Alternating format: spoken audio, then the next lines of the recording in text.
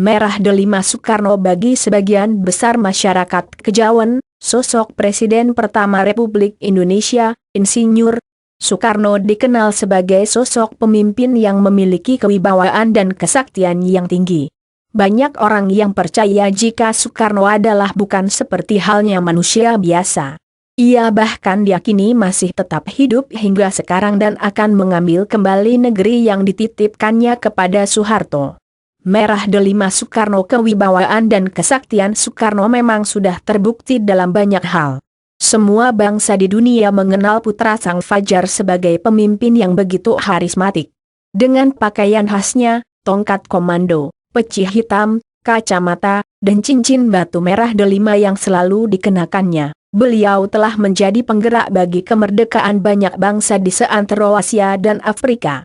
Bukan itu saja, sang proklamator juga amat dicintai oleh rakyatnya bahkan hingga saat ini. Sejalan dengan kewibawaannya, kesaktian Soekarno juga nampaknya tak perlu diperdebatkan lagi. Beliau terbukti telah lolos dari banyak percobaan pembunuhan yang dilancarkan Belanda dan Jepang. Sedikitnya 23 kali percobaan pembunuhan yang ditujukan padanya, tak satu pun yang berhasil membuat ia berpulang nama. Dalam satu kisah bahkan disebutkan bahwa suatu ketika tentara Jepang telah berhasil menembakkan 3 timah panas tepat di kepalanya dan membuat Soekarno tak bernyawa. Para tentara itu kemudian mengubur jenazah Soekarno di tengah kebun karet dan pulang ke markasnya dengan penuh bahagia. Jepang merayakan keberhasilan itu, namun setelah seminggu, Soekarno diketahui telah berada di Uni Soviet dan tengah melakukan lobi-lobi politik dengan banyak pemimpin dunia. Asal-usul kesaktian Soekarno, kesaktian dan kewibawaan Soekarno memang hingga kini masih menjadi misteri. Saat beliau ditanya, beliau hanya mengaku bahwa apa yang dimilikinya itu, semuanya adalah karunia Allah. Tak pernah beliau menyebutkan sesuatu yang berkaitan dengan adanya jimat dan sebangsanya. Pengakuan sang putra Fajar ini tentu tak serta-merta dipercayai oleh semua orang.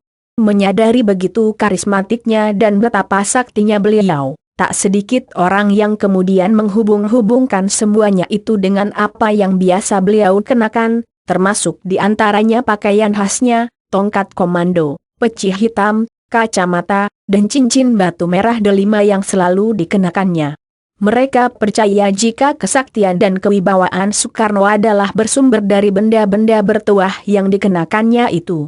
Saat ini, banyak orang yang berusaha dan berlomba-lomba untuk memiliki benda-benda yang dikenakan Soekarno pada masa lalu untuk dijadikan ajimat atau untuk hanya sekedar dijadikan koleksi. Namun, benda-benda tersebut oleh keluarga Soekarno tidak pernah akan dijual. Semuanya tersimpan rapi di kediaman putri sulung Soekarno, Megawati. Semuanya ada, terkecuali cincin mustika merah delima. Merah delima milik Nyi Roro Kidul. Misteri hilangnya mustika merah delima Soekarno memang bukan lagi cerita baru yang harus dihebohkan. Cincin merah delima Soekarno diketahui memang telah hilang semenjak tahun 1963, tepat saat lawatan beliau ke Yogyakarta. Peristiwa hilangnya cincin merah delima Soekarno saat itu diyakini terjadi karena pemiliknya sang sebenarnya yakni Kanjeng Ratu Nyi Roro Kidul mengambilnya secara gaib. Seperti diketahui bahwa masyarakat Kejawen percaya jika Nyi Roro Kidul dan Soekarno adalah 2 dari 4 bersaudara.